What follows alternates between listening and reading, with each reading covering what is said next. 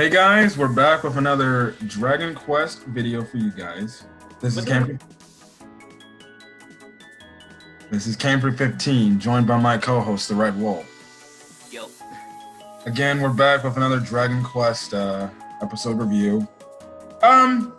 This episode kind of just explained really the backstory of Mom and really how she knew Yvonne. I thought it was pretty decent of an episode.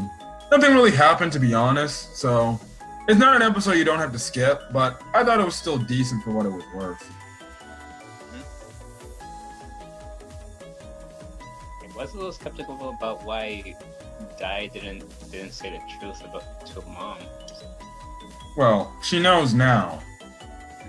But I'm still kind of skeptical to why Dai didn't tell her to begin with. That's why, well, she said it. He said because, one, he didn't want her to, I guess, I don't know, have her spirit broken or worry.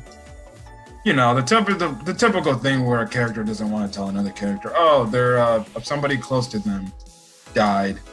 Their spirit isn't broken. But I think Mom has got a new spirit refined by the end of the episode. Okay, I guess we can start this video off by talking about what happened at the end of the Crocodile and Dai battle.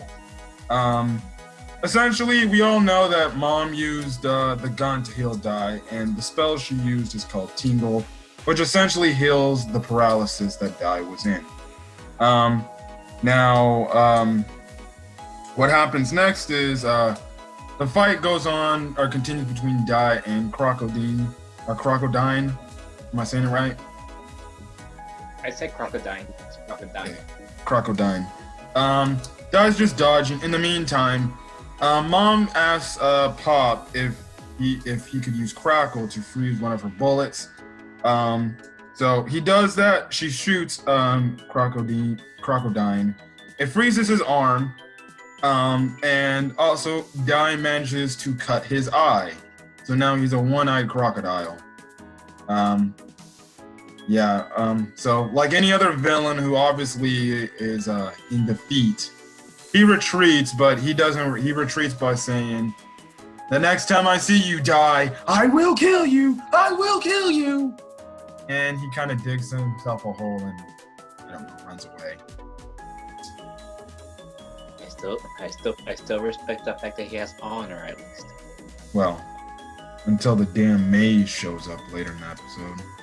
Yeah, well, he refused that mage's request for a bit, but then I'm sure he's gonna get talked into it again.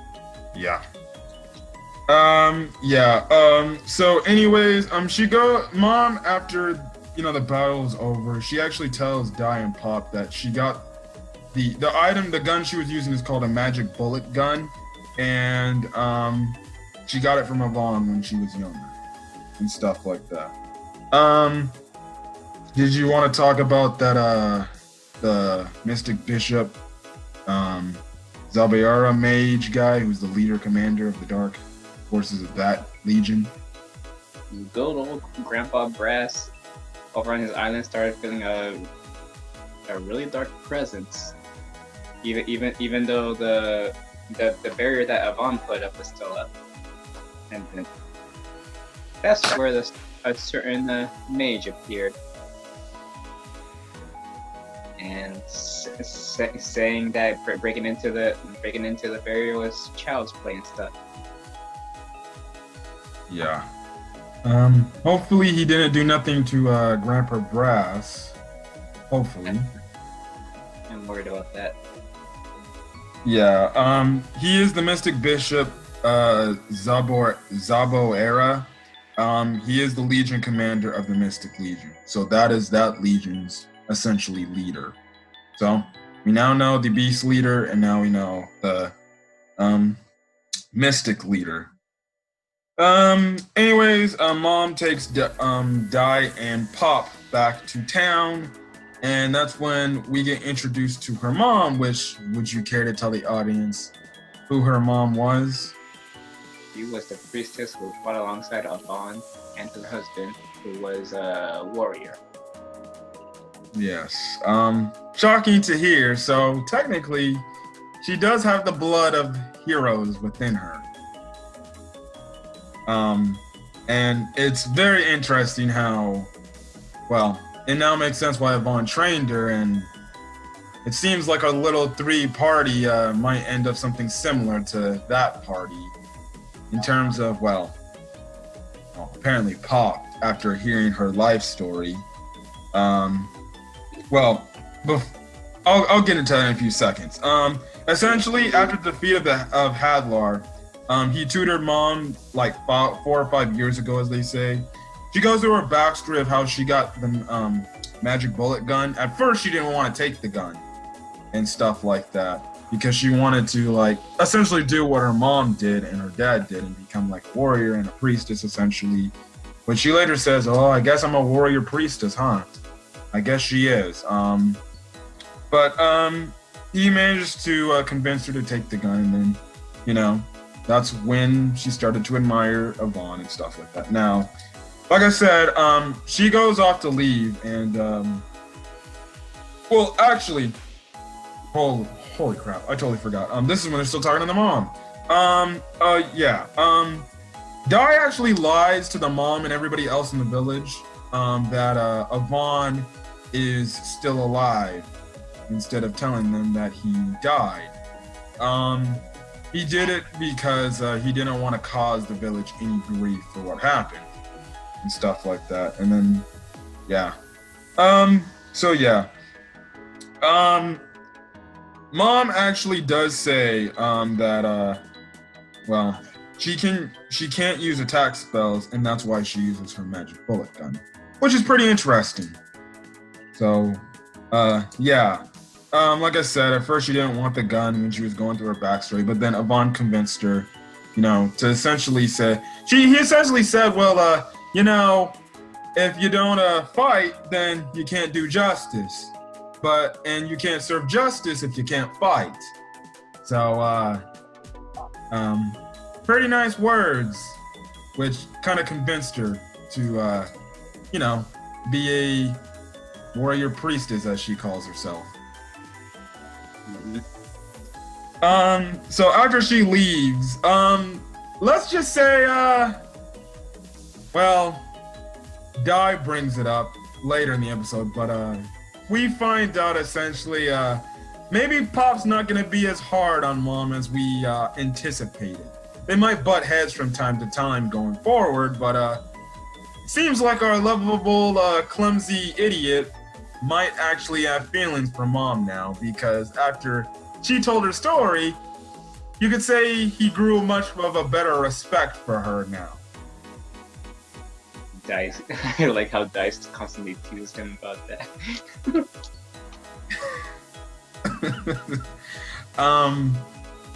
And that, like I said, this party seems similar to the Yvonne party they had. So will Pop and Mom eventually hook up and have their own little kid? Who knows? Thinking a little too far into the future already, Kenny? Well, hey, like I said, you can totally ship these two characters. I do. Like I said, apparently Pop's got the hots for Mom now. I don't know if Mom feels the same way, but knowing her character, she might be like, yeah, nice try, buddy. She might be the hard to catch girl for Pop, so he's got a lot of work to do. Mm-hmm. Did you care us to tell about what happened with Crocodine? Crocodine. Yeah, he's over at his cave, all like complaining about his loss and stuff. And that's where a certain mage, who also met Grandpa Grass, made an appearance right in front of Crocodile. He made him an offer. What was his offer exactly though? He essentially said he wanted to help out with killing Dai. Yeah, but was it that was so dirty? Well, we don't know the item that was in that box.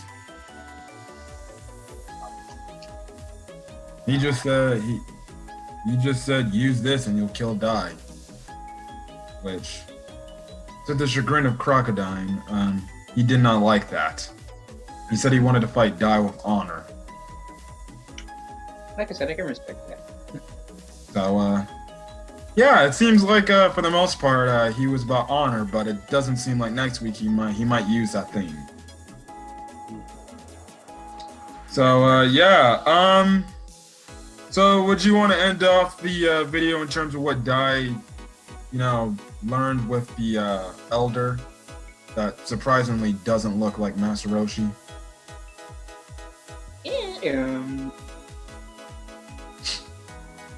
Oh yeah, he wanted to learn magic from the elder, and he pretty much told the elder everything about what happened to Avon, and that's where Mom overheard everything.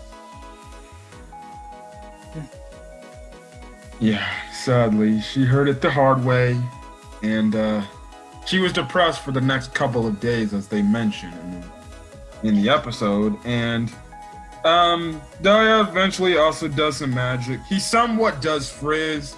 He's able to create the fireball that hits the ground, and then once he does, he picks it up and throws it. Like, he even kicked it one time earlier, but he still fails to use Crackle. So, yeah. Pretty funny. So, like I said, seems like he can somewhat do frizz. Well, seems like it will work in his favor if he can do it that way. It's like a fastball, you could say.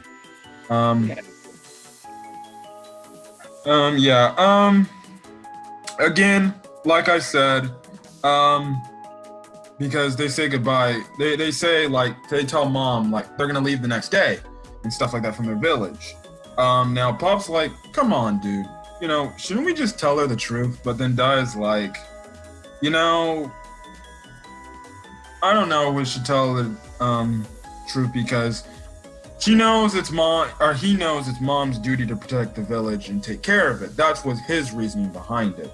Pop wanted, her to tell the truth so she could end up joining. That's when you see Dai like, oh, you like her, don't you, Pop? And he's like, well, no, you must be out of your mind. You think I like her like that? No way, bro. And stuff like that, which was very hilarious and stuff like that.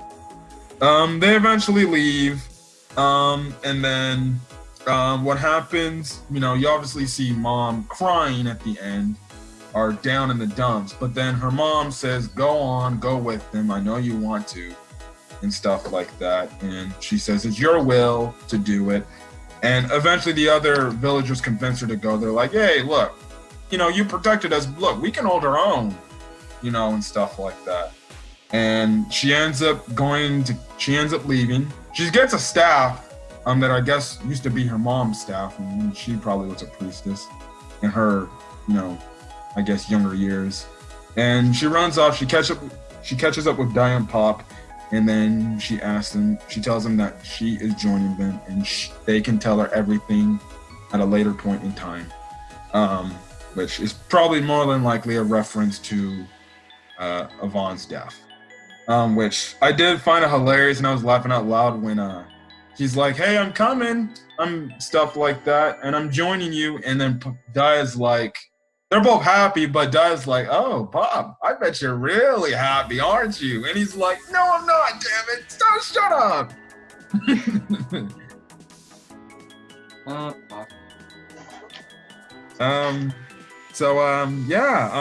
Mom has officially joined the team, which I guess you can say for the most part, it seems like this party is complete now, because that's what the opening says. So, so now they're going to, I guess, get to Romo's castle next week and eventually confront Crocodine and his beast army. And it seems like we'll get maybe the climax to Dai versus Crocodine. Yeah. Once and for all. Because it seems like Dai might be firing off a huge giant fireball.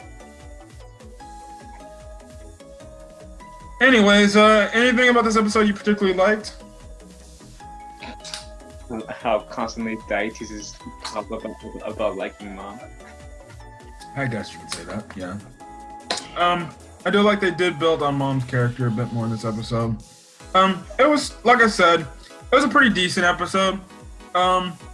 It was definitely a little bit more toned down than previous weeks, but I think it's just to build Mom's character, to get you to understand her better and understand the character she is.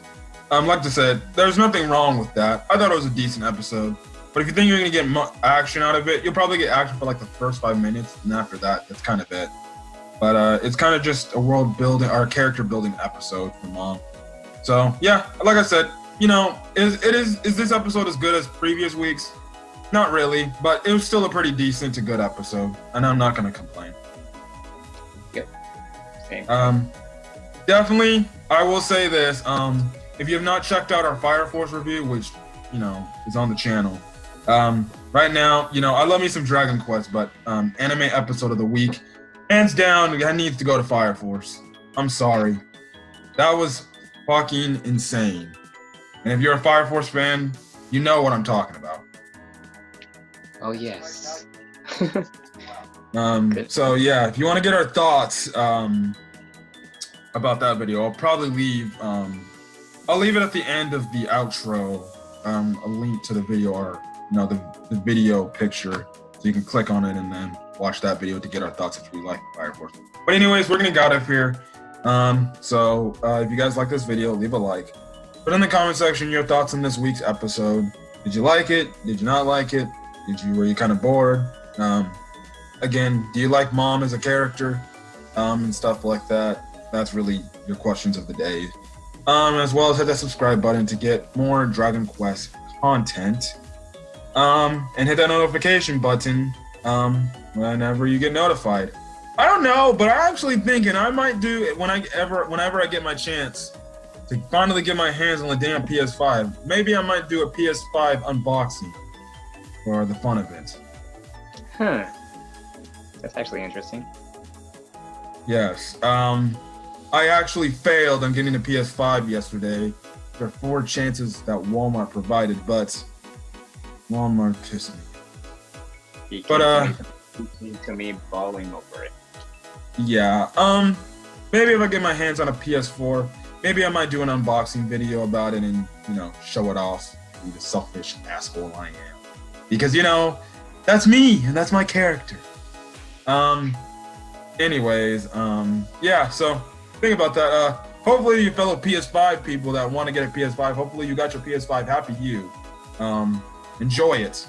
For fellow people that have yet to get a PS5, well, pain's coming our way because it ain't gonna be easy, but I know we'll all get our PS5s one day. Hopefully sooner rather than later. He sure is salty, everybody. He sure is salty. Yes. Anyways, this has been Camry 15. And the Red Wolves. So, let's all suck in our PS5 pain and let's go get the hell out of here. Anyways, we'll catch you guys on the next video. So till then, guys, we'll be seeing you guys. Peace.